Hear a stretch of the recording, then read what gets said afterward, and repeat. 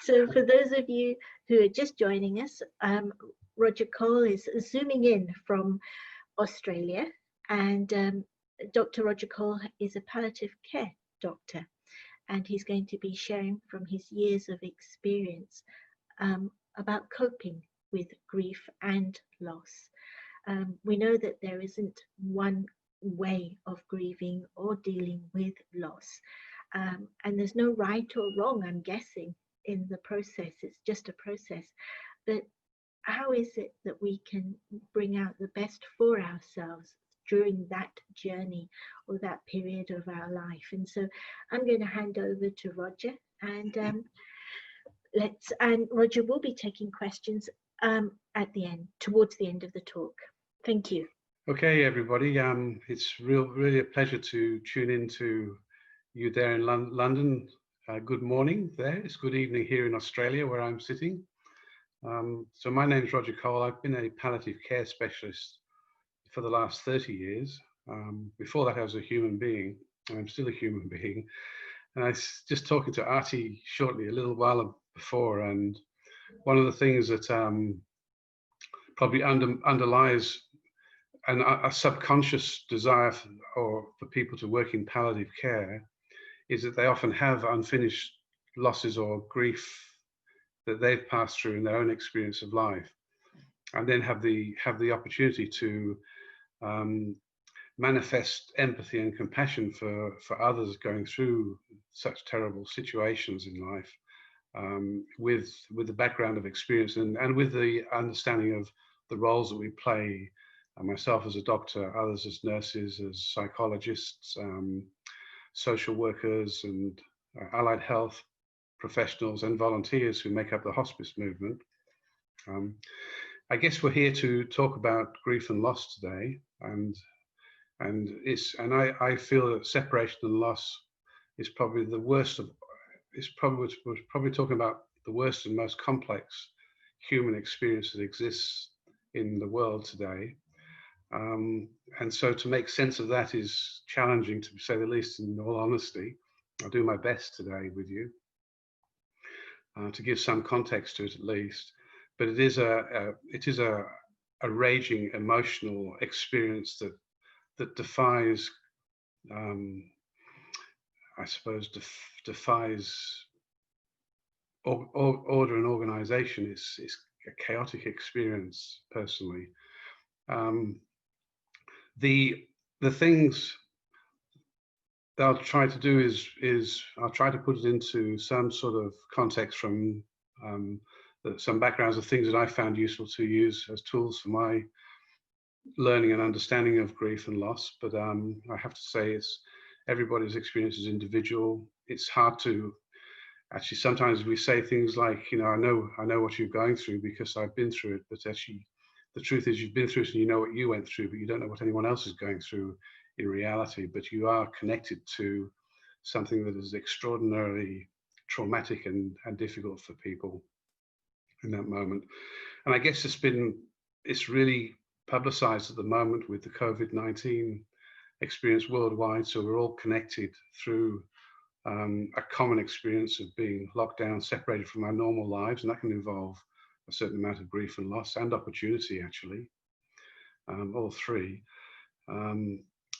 But also people going through this COVID-19. There's been a lot of additional deaths taking place that are very widely publicized and under very extraordinarily difficult circumstances, where people are isolated from families, and there's limited numbers allowed to funerals and places, and those sort of things that are to do with the healing process.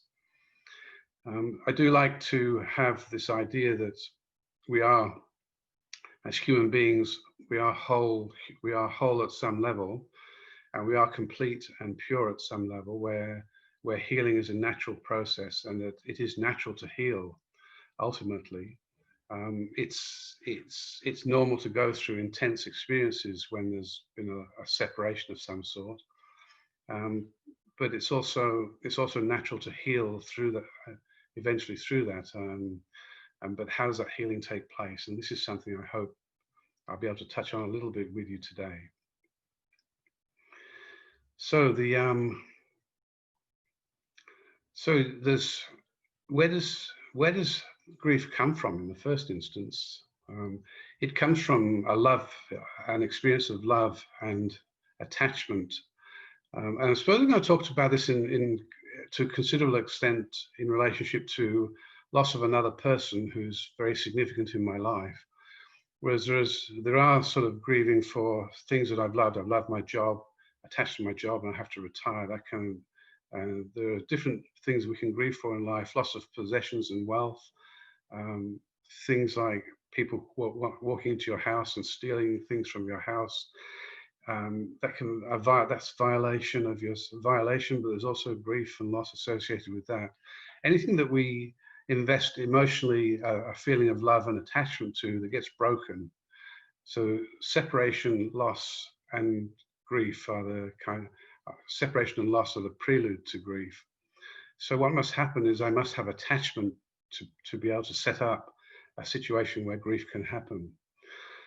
If we go back to my very younger years when I was very innocent and pure, that once upon a time we were all like this. Nothing had touched us in life, and we had no foundation of experience to understand what loss can bring. And we naturally had people who loved us more than others around us. And we also had things that we loved a great deal, and we became attached to possessions. I remember my daughter carried a bunny rabbit around for I think about 15 years. It was a terrible mess by the time she finally let go of it. But she carried that through a substantial part of her life. And there was this deep kind of feeling of attachment to. It was very sweet and lovely, really, but there's a deep attachment to things, and I can remember, for instance, when I was a child, when I was about 10 years old, I was given a set of pens.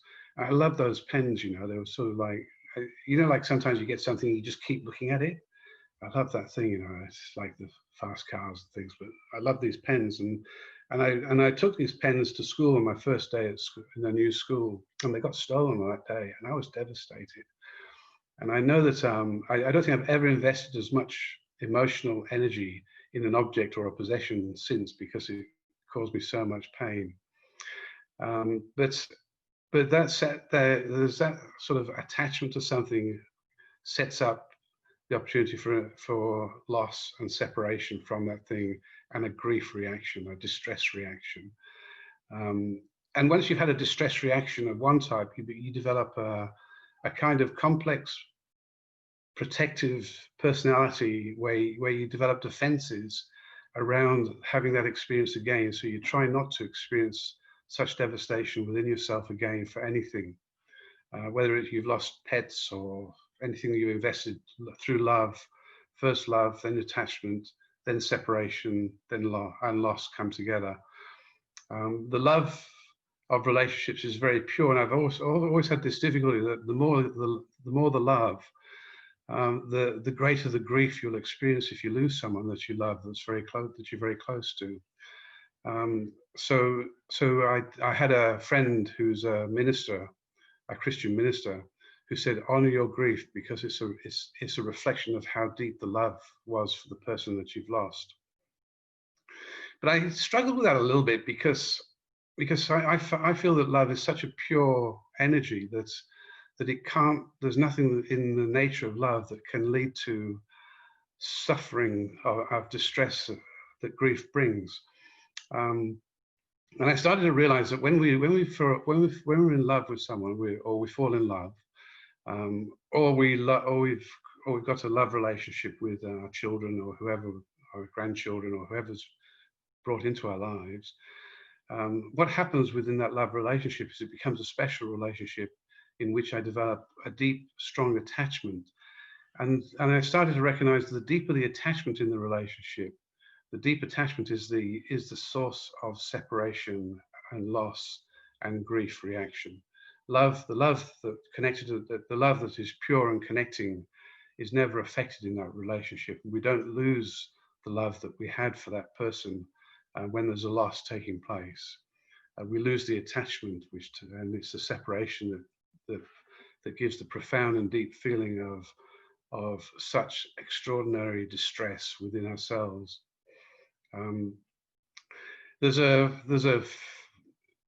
I remember as I went through my sort of training years in palliative medicine, the people who influenced my life included Elizabeth Kubler-Ross.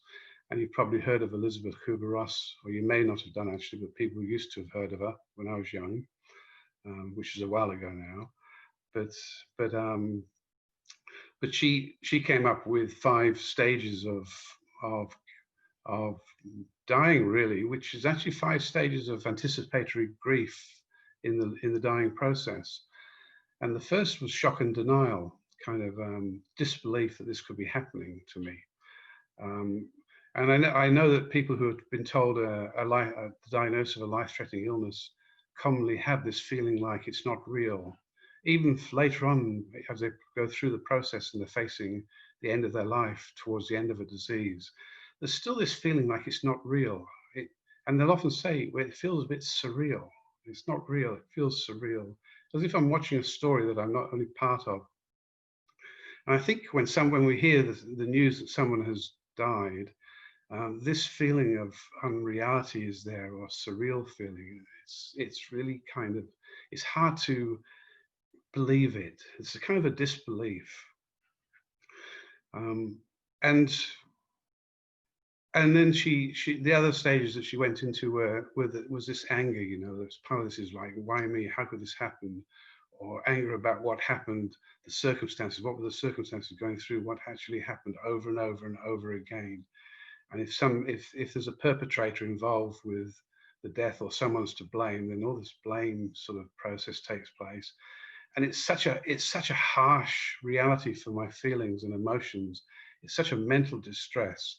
And I can remember seeing a story about a couple whose daughter was murdered and in a very unpleasant situation. And the wife finally said, you know, I had to forgive because the alternative to forgiving was an unbelievable feeling of loss. And it's you know, the circumstances can create a very complex grief. And most of the grieving I'm going to talk about today is going to be more the natural grieving process, or the healthy grieving process, rather than the complex grief and loss where things don't resolve and I don't heal internally. But you will heal internally eventually. This is the reality, because internally there's something deep within myself that is very, very pure and has a quality of my original nature and personality, which was totally whole and beyond all the influence of anything that can happen to me in this life. I strongly believe that, and that means that everybody has within them a seed of healing that will ultimately find its way back into your heart, which has been broken. She went on to say the next stage that she said stages, but this is just like a tumultuous mess of emotions in reality. But the next stage that she said was, so we had shock and denial, anger. Then there was a kind of stage of bargaining, which isn't really part of the grieving process. I don't think it's more to do with how we wanting more time when I'm in the middle of a dying process. And then depression, like the reality sets in, the loss is there, the deep feelings sit more deeply with me, and the emotions that would sort of once contain so much anger sort of gives way into a kind of helpless despair, hopeless feeling. There's no meaning, there's no value to this, and a sense of meaninglessness, an existential crisis that becomes a feeling of deep sadness and loss and depression. And ultimately, the final stage that she came to was that we find peace and we find acceptance somewhere. And as we find acceptance, we let go of the negative emotions, and the state of acceptance brings peace to the mind of the individual until I feel kind of more comfortable with my world around me and less affected by the loss that's taken place. It doesn't mean to say I'm losing the value of that relationship. It just means that the memory doesn't hurt me or cause me as much pain as it used to cause. And it also means I can start to invest in my world and my life. And perhaps that word we don't always like, the word moving on. But I can move on, I can let go and become more free again, to reinvest in a relationship and live again. A lot of guilt comes up when we start to think about living again and not having that person in that life anymore, because we might feel like we're dishonoring the memory of that person by being happy again. It's just like we're crazy mixed up people, aren't we? Like being happy again can be dishonoring the memory of that person. And I feel a wave of guilt when I do that. And this happens. The grief will come sometimes in a wave-like form when you're not expecting it. Early in the grieving process, when you've been through loss and the person's not there anymore, you can have a really dark experience of waves of black feeling, which is, I sometimes thought it's like a dark fist that just holds the heart tightly and won't let go of it, and then eventually it just releases gradually and allows you to become comfortable again. But then that wave can repeat itself over and over and over again, and it can come on at times when it's least expected, just in the middle of doing nothing. You just suddenly find yourself in this sort of wave-like experience of this deep gauntlet of a kind of black fist around the heart. The most distressing of human experiences. I'm so sorry to be putting this out over the internet in such depth, but it's such a dark feeling. And you know that, like, sometimes the world unites in its grief.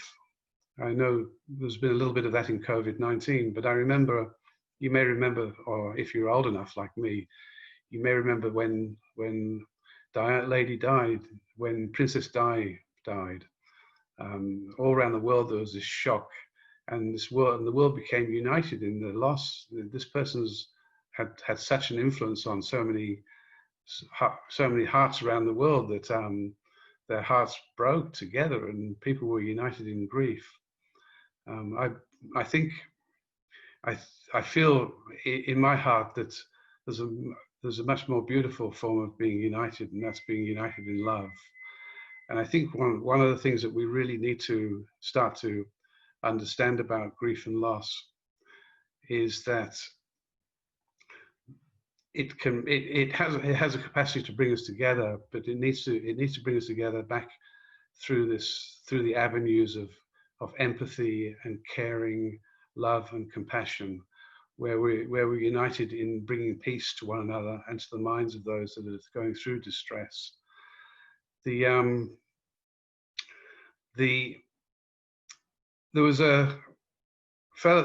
another writer called William Worden who influenced my understanding of grief and loss through the years, and he wrote about 4 tasks of grieving.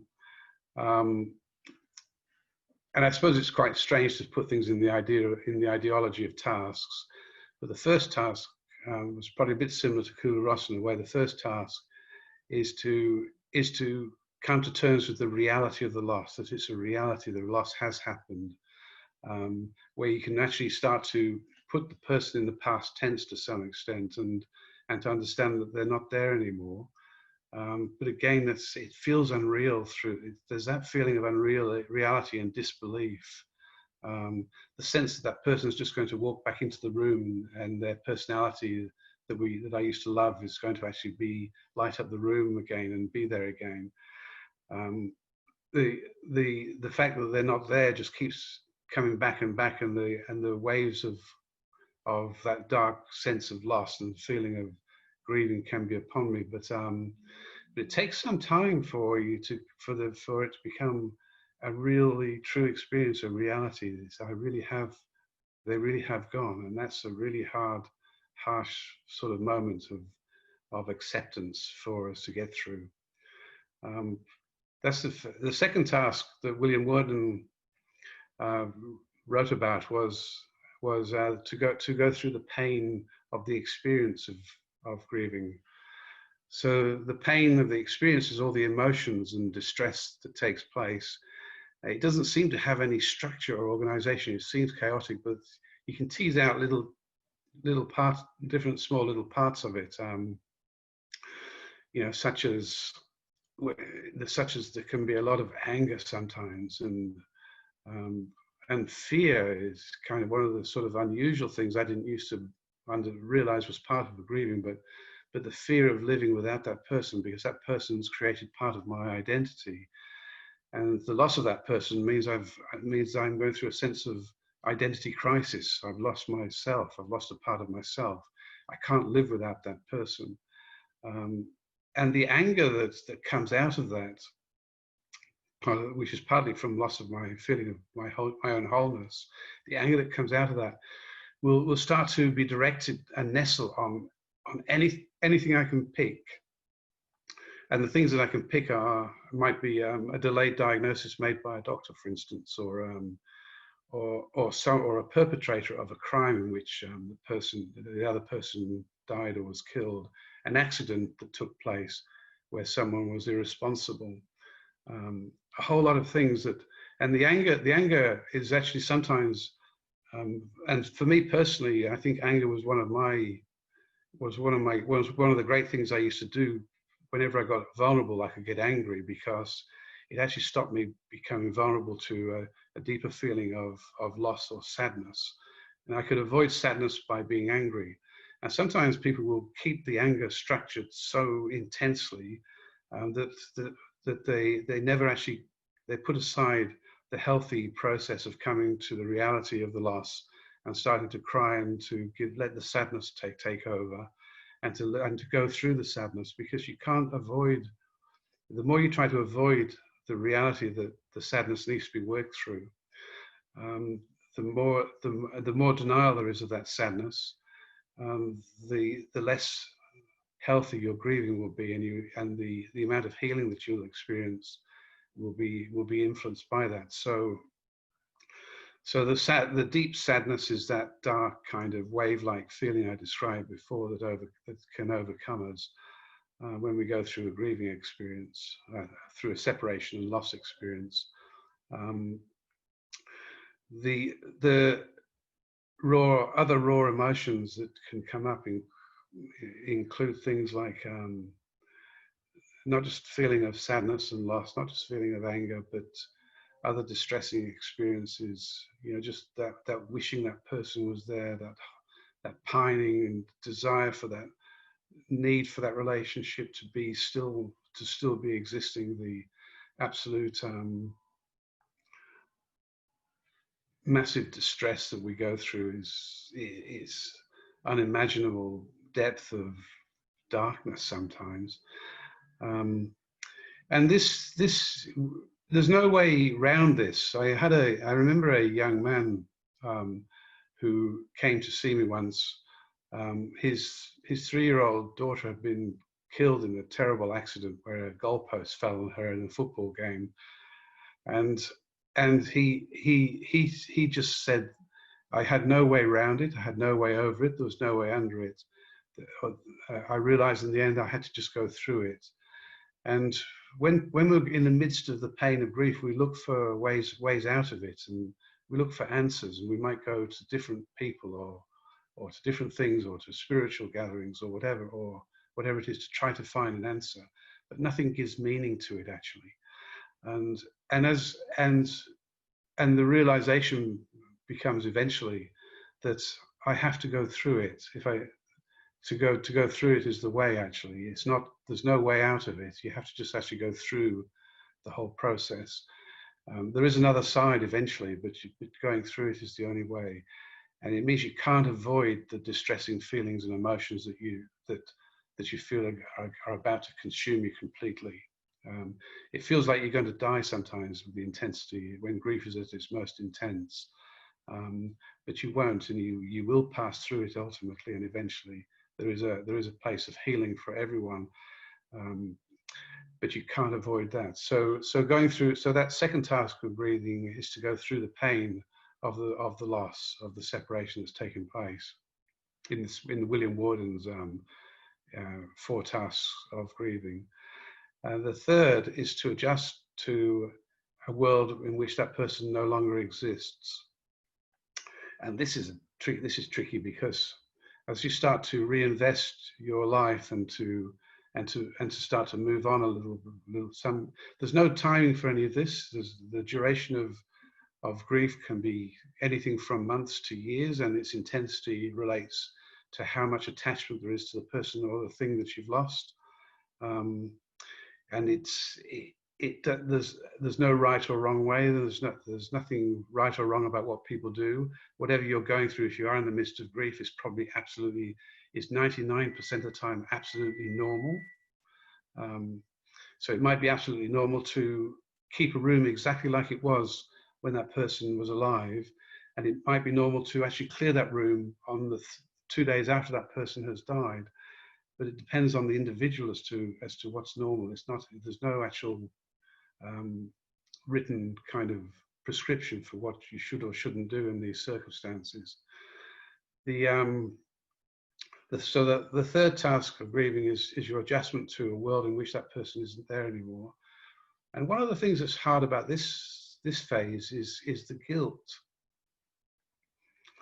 It feels like I'm not honoring that person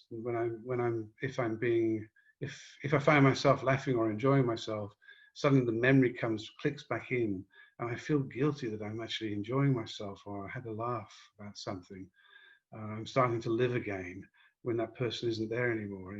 It becomes it's a very harsh and difficult sort of period of getting through this phase of adjusting to that world when that person isn't there anymore, especially when there's things they used to do that made part of that. And it can be harder when there's practical things like, if you've lost the person in the house who used to do all the practical things, keep up the accounts and put out the rubbish, and you know what I mean, all these different tasks, cook the dinners, whatever it was they did, and they're suddenly not there anymore. It's really hard to adjust to that reality. They're not carrying out those normal things, and the whole feelings of, like the original tasks of the reality and the unreality and working through the pain all comes back again.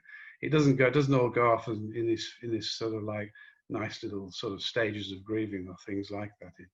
It's actually all a big mess that we're trying to undo. And the final or fourth task of grieving is actually to be able to live again, with that person still in your memories, but the memories are no longer as hurtful and as painful as they were before. You're able to reinvest in new relationships and life in a normal way, with a good memory for that person, with a healthy emotional feeling for that person that you've lost. But I don't think anything in this world that's chaotic fits comfortably into little categories or stages. There are ways in which we try to perhaps see, well, where am I at the moment, and get some sense of this is the shared experience. I'm not alone. There are others going through this just like me. And sometimes group works and grieving and joining groups and meeting other people who've been through loss and talking to them can be quite helpful, because you start to feel less alone in your grieving. It's a very isolated, lonely experience being caught in the midst of a loss. Even if you've got people around you who are loving and caring and family and supportive people, it's still very much your own unique experience. So you can feel a sense of isolation, emotional isolation within yourself.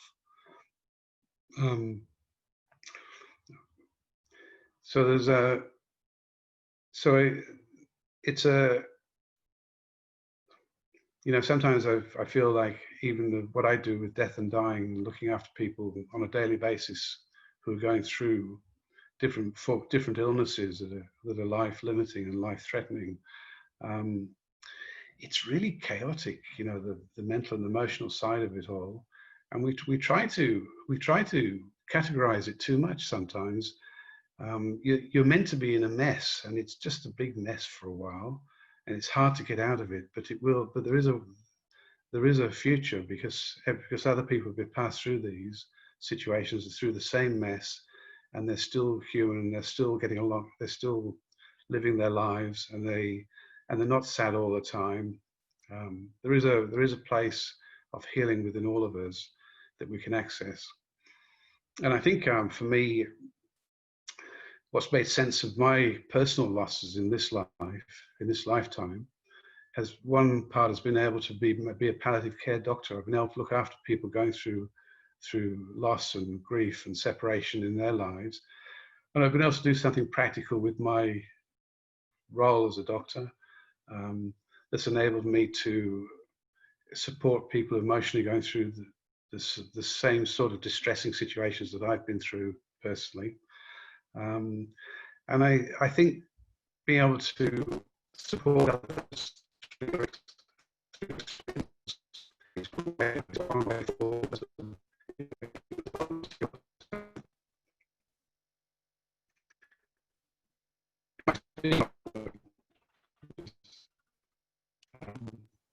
Hi, Roger. Sorry, seems like broadband issue. Maybe could you just repeat the last few sentences?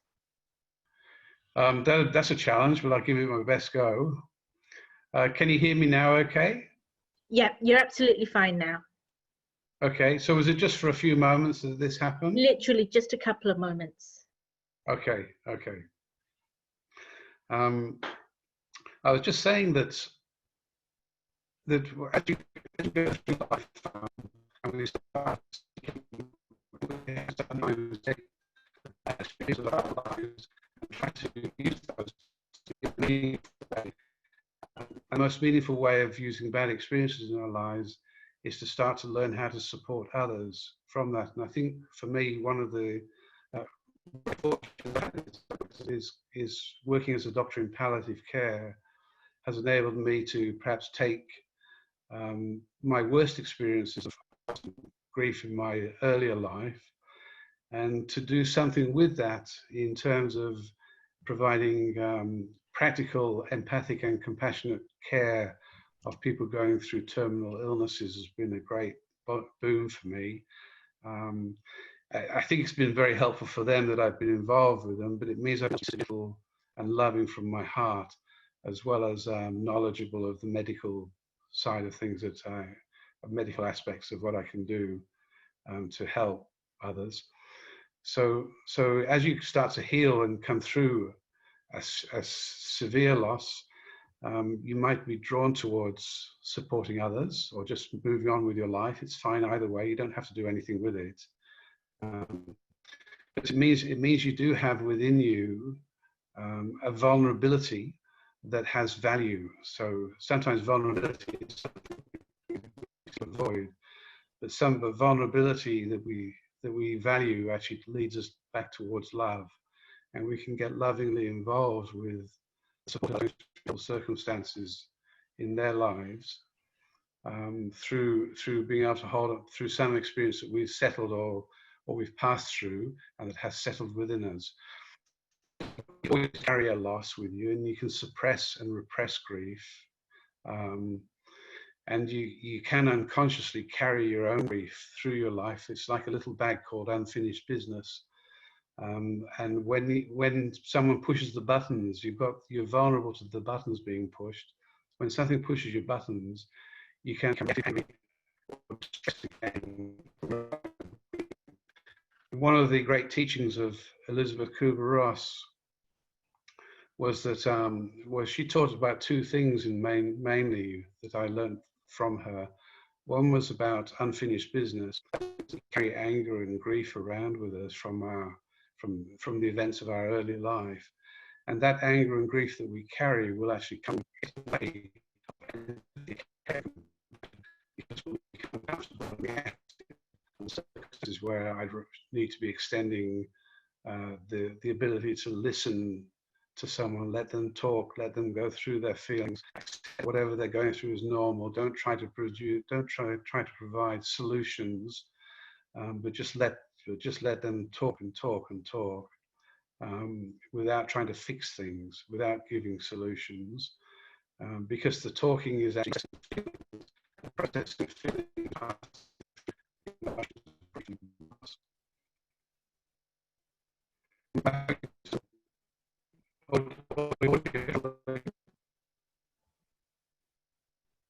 Are you there, Artie? Hi, yeah. Sorry, I'd lost you for a moment there.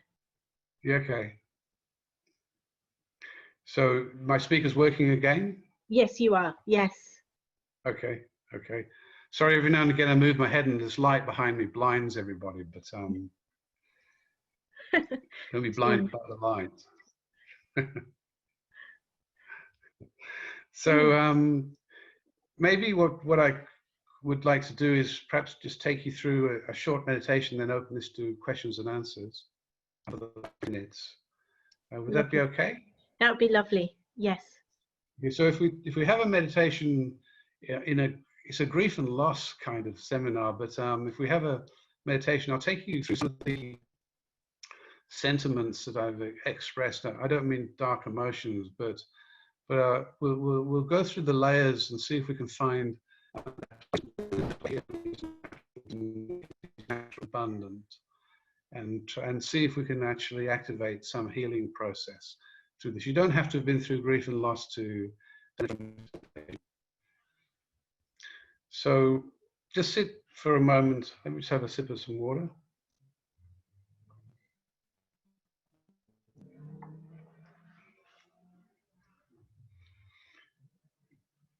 So just sit for a moment comfortably in your chair or wherever you are.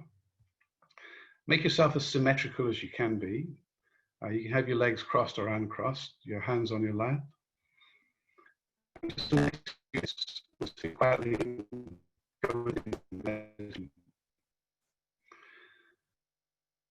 Just let your body relax completely and deeply, and allow yourself to be free in this moment, letting go of anything that's happened before in the past, and letting go of anything you have to do or any way you have to be after this talk. Just let go of everything outside of this moment, so you're sitting quietly with yourself, and turn your thoughts inwards.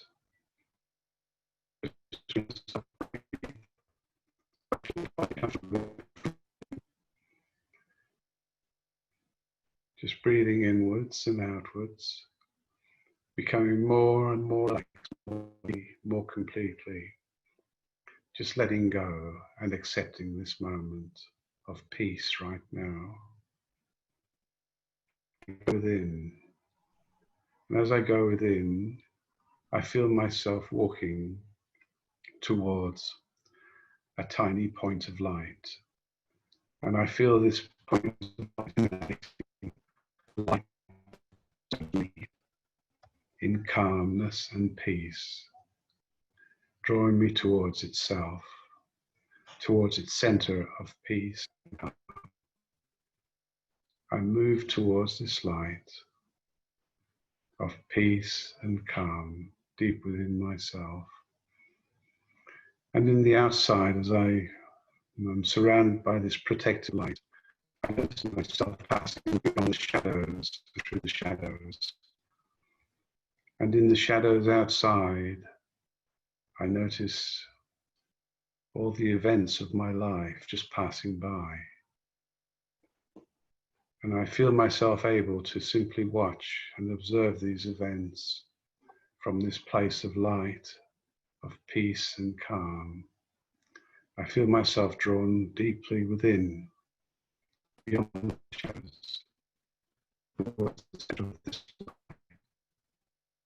I found myself entering this point of light, this pure source of peace, of total calm, of deep, deep love, of pure truth and understanding, a place in which I feel myself expanding,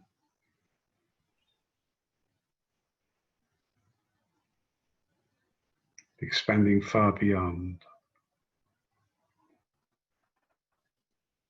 I feel myself totally calm, totally peaceful, totally healed. A place of pure love, radiant and accepting of everything that happened. But we all have a journey. Each one is unique. Each one is individual. And we share our lives together. Yet each one has its own destiny. And that destiny was to share love and life together. And at some point in life to separate and to go along our own path and perhaps return together.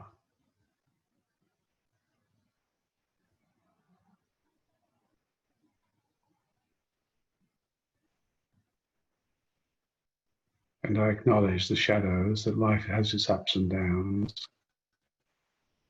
I find myself in this pure understanding of self-acceptance, of peace. And I feel myself healing from within my heart and soul.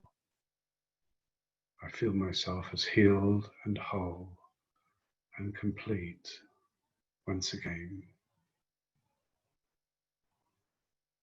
and able to live. Om Shanti.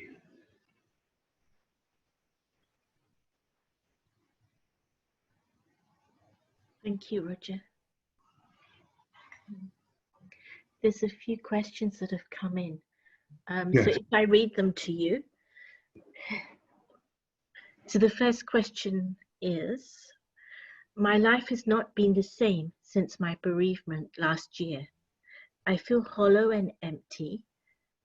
Life feels meaningless, and I'm taking no pleasure from the things that used to bring joy. I started volunteering in a palliative care unit to help me through this bleakness and focus my thoughts on those who were at the end of life. But then lockdown happened and it stopped. Have you any advice? I'm devoid of family support, have no children, and my husband died in 2013. Do you know of any online grief groups I can join which might help? Many thanks. Some of us feel as though we have never been properly loved. Some people have had violent partners or abusive parents.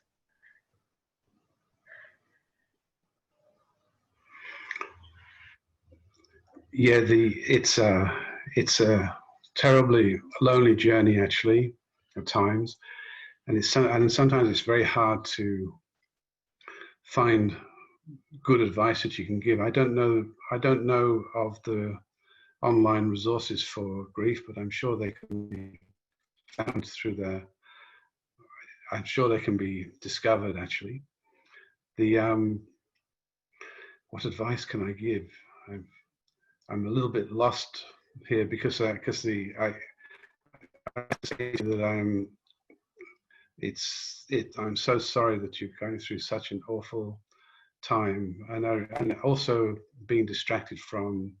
I think you'd found a way forwards actually when you looked into you can't bring. It's almost like there is a meaninglessness about this whole story, and we try to find meaning.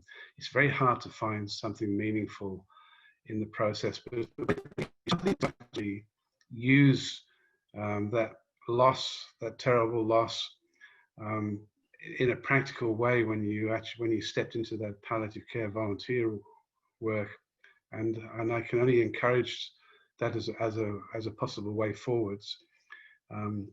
Because if you do start to connect either to there's something we haven't mentioned, that is the psychological support and counselling. There's a lot of grief counselling available. At least touching base and being able to see a counsellor will help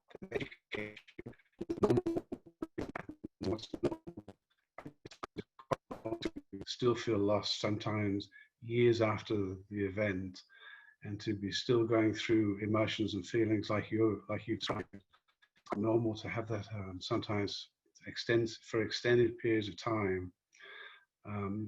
It might be worth finding the support of a counsellor or psychologist to help work through that kind of loneliness. I realize it's been very lockdown to get out there and find anybody to do anything with recently, but and you have to use online things, which takes away some of the sensitive human contact which we create in times like this. So all I can do really is acknowledge that this is a very lonely and challenging time that you're going through, and it's and possibly that's all you can do, is accept that this is how it is at the moment, and perhaps as you suggested, look out into the online community and find a support group or someone who's gone through loss and separation that you can actually, who can understand where you're coming from, that you can sort of perhaps speak to online or email or share your experience. Just to say that a number of people have made suggestions in the chat section. So Yes. If the person who's asking the question, if you wouldn't mind having a look at the chat section before we close the talk, you'll get a number of suggestions. It's good to have other resources coming in. That's excellent. Yeah. People are making suggestions, so that's really lovely, and thankful for that. Here's the next question. Now, Roger, we keep losing you. I don't know if it's the broadband issue. I can't see anything from my side right now, or if it's just one of those things. I have no explanation for it. So I haven't got it now because my connection's quite good and strong this side as well. Yeah. So all right. Well, let me put the next question to you. My partner drowned 6 months ago. How long does acceptance generally take? I know it's probably different for everyone. I'm coping pretty well in circumstances and have good support, but some days I think, what's the point? So how long does acceptance generally take? There's no answer. There's actually no time frame at all. It's very unique. I'm glad it's going along quite reasonably okay, actually. But and to be going along quite reasonably okay, six months along from losing a partner from a drowning incident is a pretty remarkable in itself. So I'd say I have to conclude that you're going along okay. But the sort of reality of that experience and being able to get through the framework of the circumstances and what happened and the whole story that keeps on going over of how it might have been different and why it happened and what could have stopped it from happening. All of those things will keep repeating themselves over and over, and they're the obstacles that come in the way. At the end,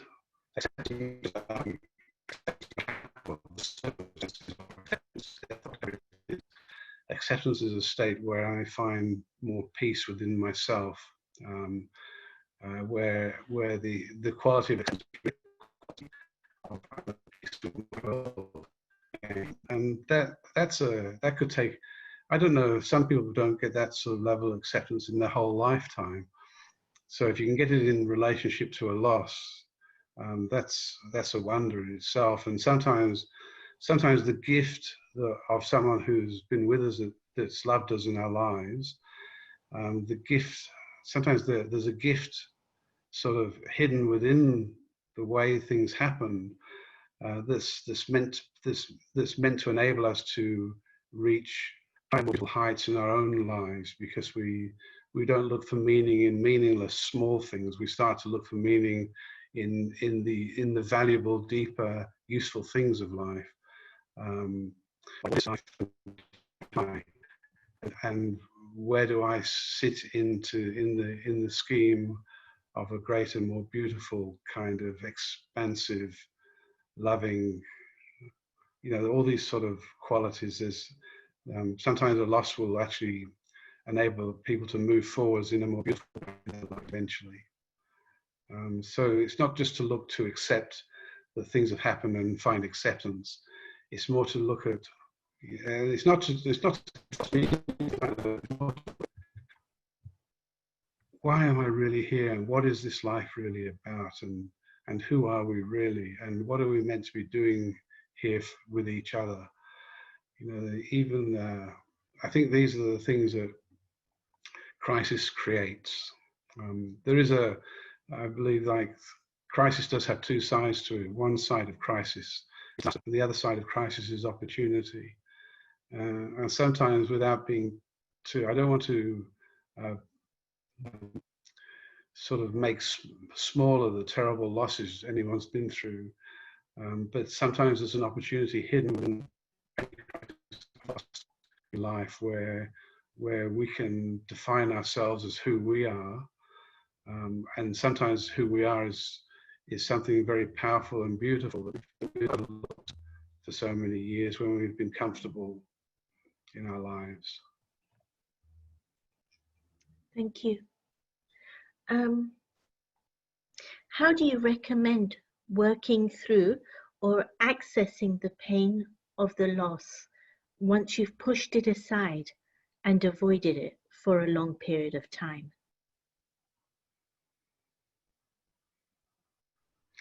I think that's a very good question, because when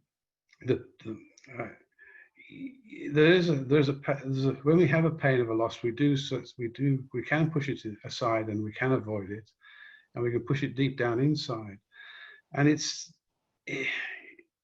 and it will create obstacles in our lives, because it will put layers of up against situations where we won't allow ourselves to become vulnerable. So actually, when we don't allow ourselves to be vulnerable, what we don't do is allow ourselves loved. And it's a weird kind of paradox. To access this, it will come up by itself from time to time. When you watch movies and films, you can, if you're ever willing to become, at a time when you become vulnerable, to go into something that's a loss in life, you can actually annex it to a vulnerable moment where you go more deeply into the feeling, and you start to invoke that loss and work through it. It happened to me in a workshop, actually, with Elizabeth Kubler-Ross back at the beginning, like 30 years ago. When I was taken back into the experience of the loss of my sister, who died a cot death at the age of 10 months, was 10 years old. And I can remember when I was taken in this workshop experience, I was taken into the loss as overwhelming as if it had happened yesterday. So these things do sit under the surface, and in life, situations where it will create opportunities to engage loss and grief, or you can go and do self-awareness programs of different self-development programs will often engage this, things like just trying to remember the sorry, but if you undertake a lot of self-awareness around counseling and development, self-development, you'll often be taken into situations where you will experience loss from earlier in your life by facilitating processes, and you can engage little parts of you that are full of vulnerability and release life that will give you a freedom then, where you'll feel liberated and free from that experience of loss that's happened before. Look around and see what comes your way. Send out the wish to be free of something that's in your past, and see what you manifest. These are, that's a bit vague, but it actually works. All right, thank you. Next question. How can we build healthy emotions? Actually, I saw somebody, I saw something of this recently there, where somebody said that it's normal and natural experience to go through loss and grief. It's absolutely normal, and I believe this is normal, to go through grief.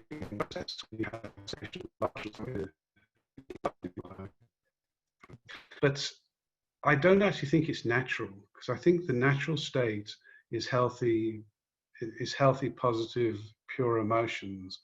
That my original nature, before I was touched by anything in this world, before any before any kind of before I was hurt by any experience in this life, my natural state was a positive pure emotion. I feel that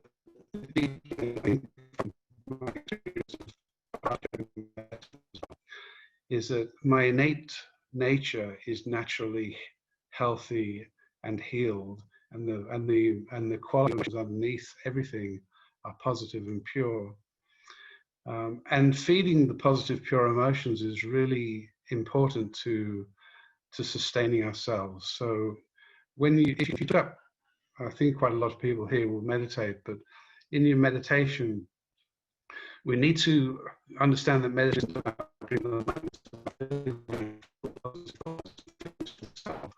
and to fill the mind with positive thoughts and feelings for the self. We need to create a mind that's full of positive thoughts and feelings for others. So we've got to kind of work towards a mind that's actually starting to feel positive about itself. And the only experience that we can go to that significantly contains all my positive thoughts is the experience of peace.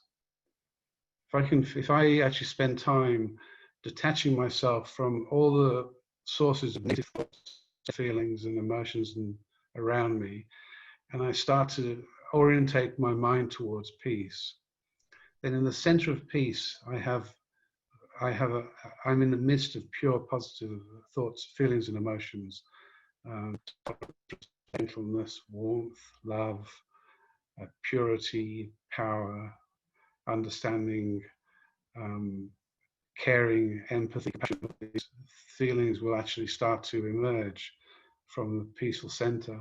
So regular meditation and feeding the mind with thoughts and positive feelings is really the key to that. You know, I keep on hearing this story of these two wolves that are internal. I've heard them in different contexts. One of the contexts was a North American Indian wise Indian was talking to them, and he was telling them that there are two wolves inside that are fighting for their soul. One wolf is full of jealousy and is very forceful. The other wolf is very loving and peaceful and kind. And which one wins? The wise elder replied, "The one that you feed the most." So if you're feeding your mind with negative emotions, it'll actually respond to that, and you'll become very negative about yourself and the world around you. If you feed your mind positive emotions, you'll start to detach from the negativity of the world around you and start to create a positive energy for that world. I've sometimes thought, like I've sometimes thought of it, it's a bit like internally we can create heaven or hell for ourselves, depending on what we think and feel.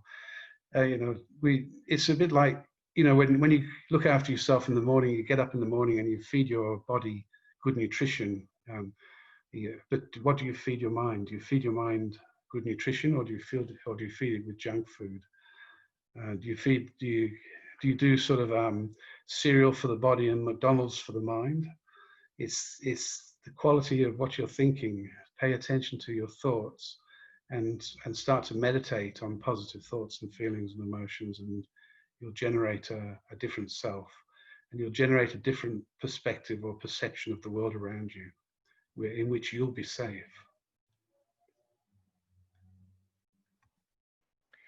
Thank you. The next question. I know it's gone 12 o'clock. Are you okay for another 10 minutes or so?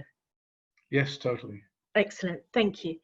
So the next question is, as a therapist helping spousal bereaved clients, does it help explaining to clients the stages of the process they are at, or is it better to validate and normalize without explaining the theory? I think validating and normalizing comes up first for me, and that's if we did a study in our palliative care unit when I first started there back 30 years ago, where we actually didn't do really a study, but we did a survey of what people needed from us in terms of their grief and loss and the interventions that they needed, and what came out of that most significantly was education. I want information, knowledge. I want to understand the process I'm in. So I think both the things, validating the normality is so important, because people just feel like they're going crazy sometimes. They're going totally mad, and to be validated and to know that what I'm going through is normal is such a relief. But also to be educated, about the grieving process is really, really helpful for people, because we don't know where we're at. We're just lost at sea when we first go through a loss, and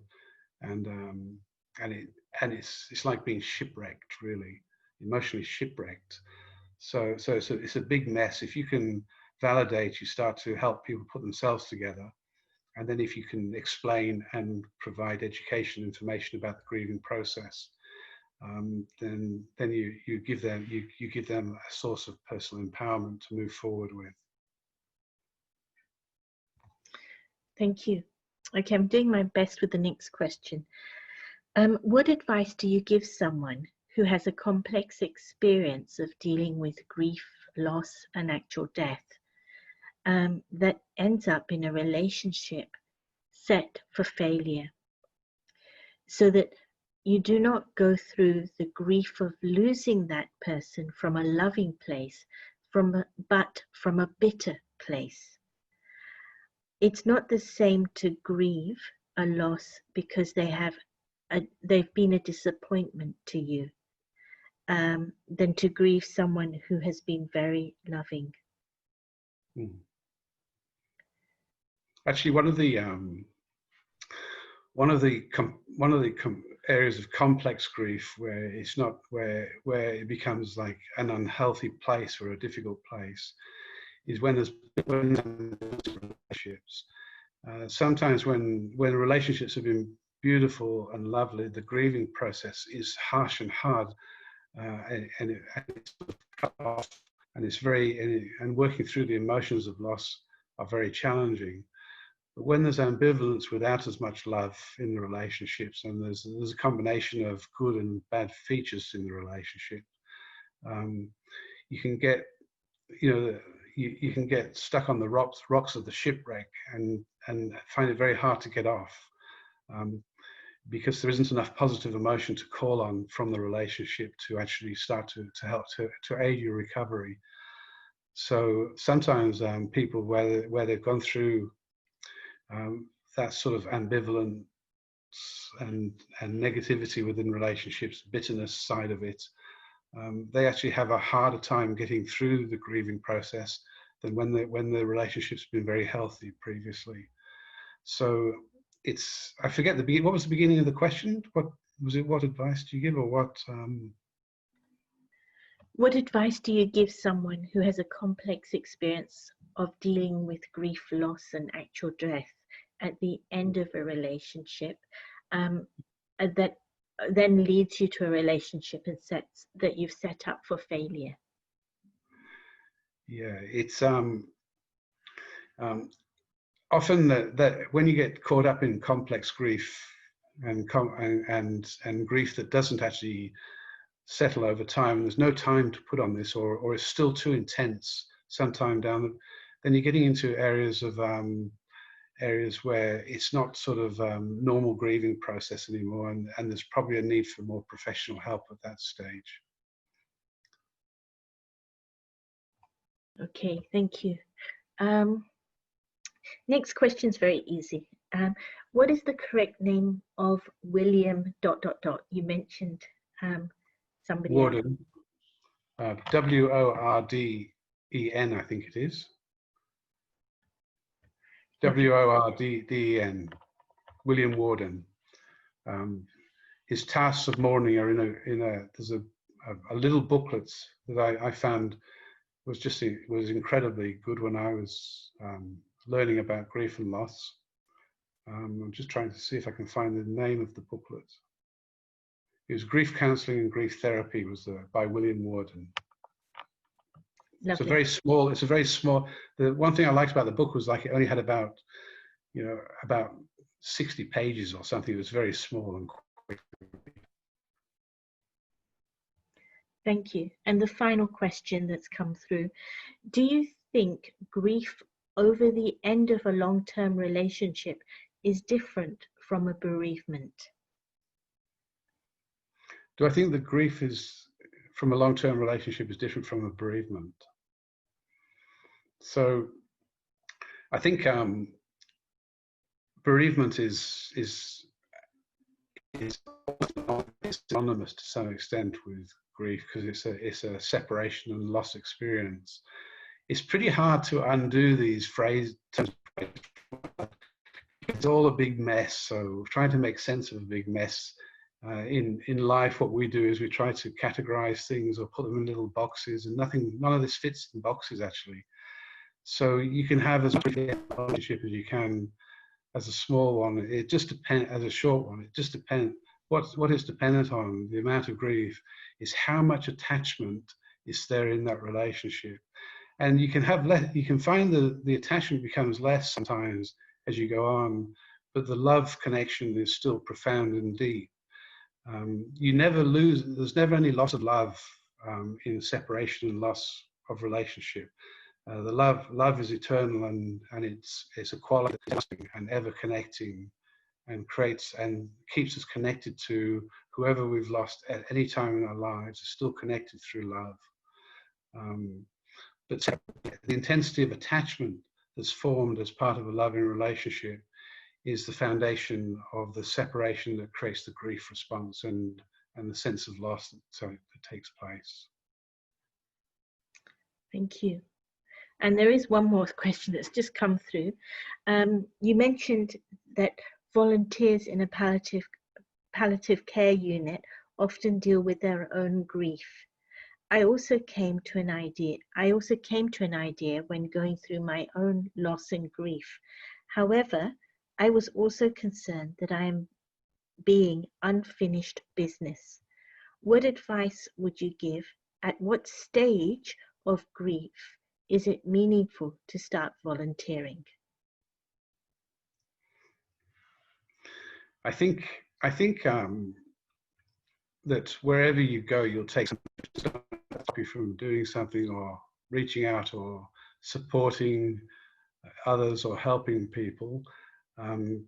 But always be awake to the idea of reflective practice, where you sit back and you reflect what happens with clients or people that you start to come into touch with as volunteers or whatever.